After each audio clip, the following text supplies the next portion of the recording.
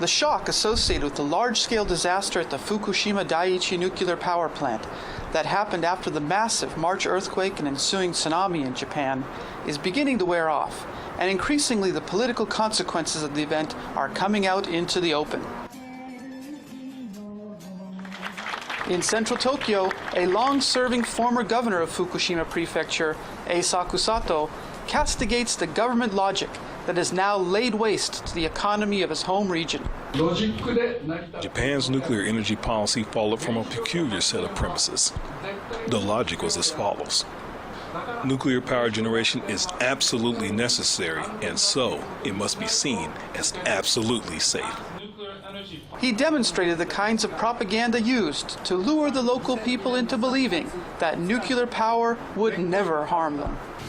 The situation that we now see in Japan with nuclear power policy is very similar to what happened with Chernobyl. In other words, it's almost as if we're in a fascist country where information is hidden from the public. There are some ministries that for many years even refuse to give press conferences. This is time for Japan to wake up and see what the real situation is.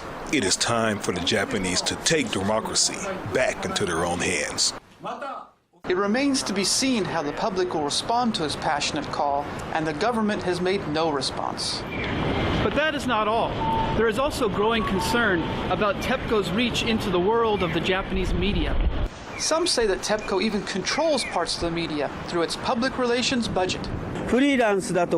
They aren't able to control freelance journalists or the net media, but they completely control the big newspapers and especially the television stations. The message that TEPCO repeatedly sends to the media, he says, is that nuclear power is clean and safe. In the end, much will depend on the Japanese public itself.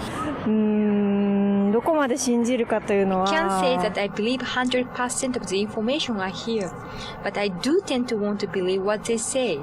I have no choice but to live here, so I want them to fix this issue as soon as possible. That's a sentiment that many other people in this great city would certainly share. Michael Penn, Press TV, Tokyo.